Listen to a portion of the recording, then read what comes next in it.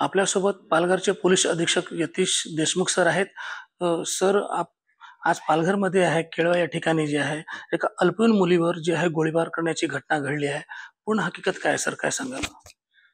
आज दिनांक 30 मे 2025 रोजी दुपारी 1:30 आसपास केळवा पोलीस स्टेशन हद्दीतील केळवा परिसरातील एका होमस्टे जे रूम्स असतात तसे राऊत रेसिडेन्सी या नावाचे जे रूमस्टे आहे त्यामधून एक गोळीबार झाल्याची एक बातमी आमच्यापर्यंत आली आणि त्वरित त्या ठिकाणी पोलीस स्टेशन इन्चार्ज आणि स्टाफ LCB यांना पाठवण्यात आलं.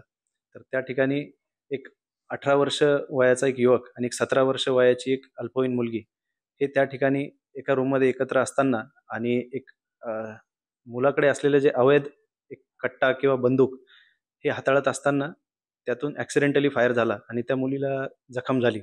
त्वरित त्या मुलीला अधिकारी लाईफलाईन हॉस्पिटल बोईसर येथे त्वरित हलवण्यात आलं उपचारासाठी आणि सध्या त्या मुलीवर तिथं उपचार सुरू असून आम्ही पुढील त्याची म्हणजे त्याचे अपडेट घेत आहोत. तसेच जो 18 वर्षाचा जो मुलगा आहे त्याला आणि त्याच्या ज्या ताब्यातील जे अवैध शस्त्र आहे ते आपण ताब्यात घेतलेलं आहे आणि पुढील आपण चौकशी करतोय त्याची. सर, केळवा हा पर्यटक स्थळ आहे आणि अशा ठिकाणी जे आहे अल्पवयीन मुली असू द्या किंवा अवैध प्रमाणे जे आहे तिथं व्यवसाय जे चालले त्याच्यावर आळा घालण्यासाठी आपण काय करणार आहात?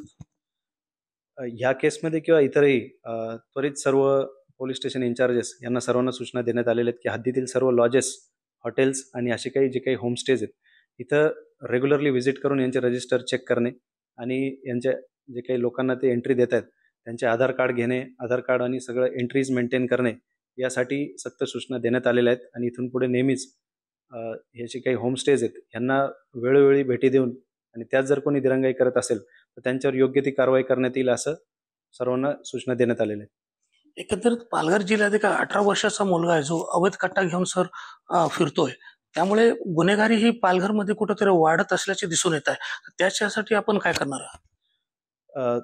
नुकतेच चार्ज घेतल्यापासून एक ऑल आउट ऑपरेशन आपण 2 दिवसापूर्वी सुरू केलं होतं आणि त्या ऑल आउट ऑपरेशनमध्येच विविध अवैध धंदे तसेच अवैध शस्त्र बाळगणारे किंवा पाहिजे फरार आरोपी या सर्वांवर आपण कारवाई केली होती. असे ऑल आउट ऑपरेशन्स आणि अवैध धंद्याविरुद्धची कारवाई तसेच अवैध शस्त्र बाळगणाऱ्यांवर इथून पुढे खूप मोठ्या प्रमाणात कडक कारवाई करण्यात येईल अशी मी सर्वांना एक ग्वाही देतो आणि त्यासाठी मी कटिबद्ध आहे. एकंदरीत पाहायला गेले तर पालघर जिल्ह्यात जे आहे अवैध धंदे असू द्या किंवा अवैध शस्त्र साठा ह्या जे वापरत आहेत त्यांच्यावर आळा घालण्यासाठी पालघर पोलीस प्रशासन सज्ज असल्याचं दिसून येत आहे आणि येणाऱ्या काळात मोठी कारवाई ही करण्याचं त्यांचं असं मन आहे. कॅमेरामॅन निखिल मिस्त्रीसह मोहम्मद हुसेन खान, TVN मराठी, पालघर.